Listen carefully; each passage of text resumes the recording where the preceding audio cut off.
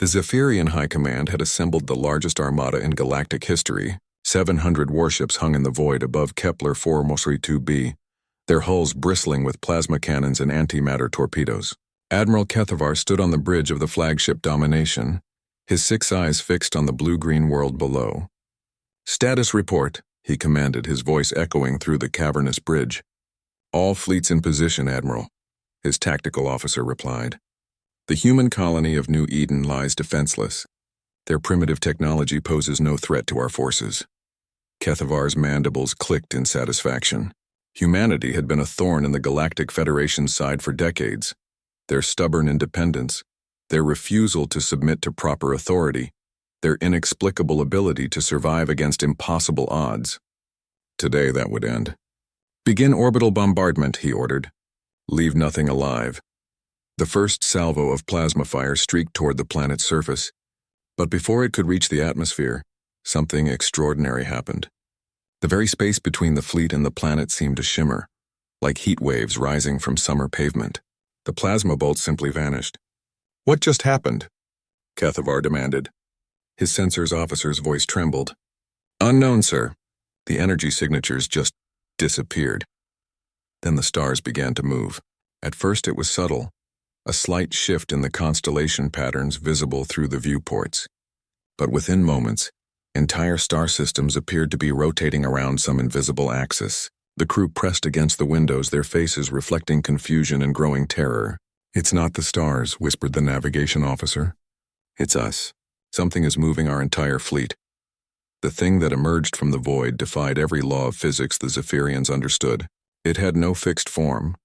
Sometimes it appeared as a writhing mass of dark energy that stretched across light years, other times as a creature so vast that planets could have orbited within its maw. Its presence warped space-time itself, causing the fleet's instruments to scream warnings about impossible gravitational anomalies. The entity's voice, when it spoke, resonated not through their communication systems but directly into the minds of every living being in the Armada. It was the sound of collapsing stars, of galaxies being born and dying in the span of heartbeats. "Who disturbs my slumber?" Admiral Kethavar found his courage failing for the first time in his military career.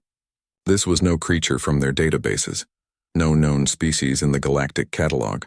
This was something older, something that existed before their civilizations had even learned to look up at the stars. We are the Zephyrian Imperial Fleet," he managed to stammer.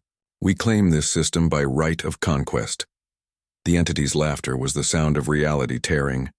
Without warning, 3 of the outer frigates simply ceased to exist. Not destroyed, not vaporized, but erased from existence as if they had never been built. "I have devoured the armies of 1,000 civilizations. I have watched empires rise and fall like waves upon a cosmic shore. You are insects before me." The remaining ships opened fire in desperation. Every weapon in their arsenal, plasma cannons, quantum missiles, reality-ripping bombs, was unleashed upon the entity. The creature absorbed the assault without even seeming to notice, growing larger and more terrible with each passing second. More ships vanished. Then entire squadrons. The entity moved through their formations like a cosmic predator, and the Zephyrian fleet, the pride of an empire that spanned a dozen star systems, crumbled before it like sandcastles before a tsunami. "Admiral," the communications officer called out in panic. "I'm receiving a transmission from the planet's surface." "Put it through," Kethavar ordered, though he could barely hear his own voice over the mental screams of his dying fleet. The holographic display flickered to life, showing a small human child. A girl no more than 8 years old, with brown hair tied in pigtails and eyes that sparkled with innocence. She was standing in what appeared to be a garden, completely unaware of the cosmic horror raging in the space above her world. "Hello," she said, waving at the camera with a gap-toothed smile. "My name is Sarah. Are you the visitors Daddy said might come to see us?" Before anyone could respond, the child looked up at the sky. Even from the planet's surface, the entity was visible, a dark stain against the stars that seemed to pulse with malevolent hunger. "Oh," Sarah said, her voice filled with recognition rather than fear. "Hello, grandfather." The entity's assault on the fleet stopped instantly. The cosmic roaring in their minds fell silent. Across 700 ships, terrified crews looked up to see the impossible creature begin to shrink. its form condensing and solidifying until it resembled something almost recognizable, an enormous dragon-like being with eyes that held the wisdom of eons.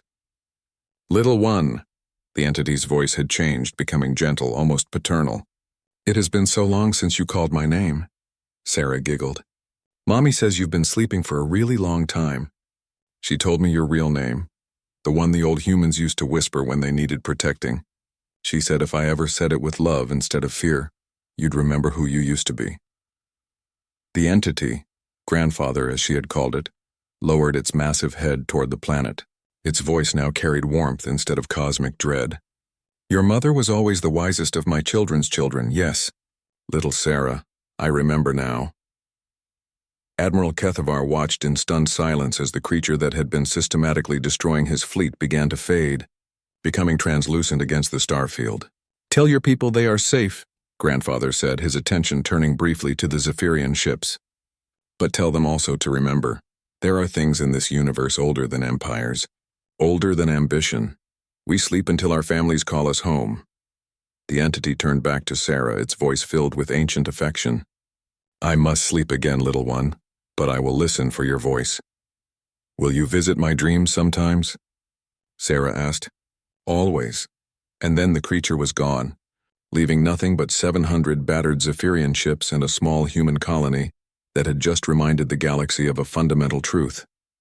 Humanity's greatest weapon was not their technology, their stubbornness, or their refusal to surrender. It was their ability to find family in the most impossible places, and to remember the names that others had forgotten, the true names, spoken with love instead of fear, that could calm even the beasts that devoured armies. Admiral Kethavar ordered the immediate withdrawal of all forces. In his final report to the High Command, he wrote only, "Mission aborted. Recommend permanent exclusion zone around human space. Some weapons are too dangerous to awaken." He never mentioned that the most dangerous weapon of all had been a child's voice, calling a monster grandfather and meaning it.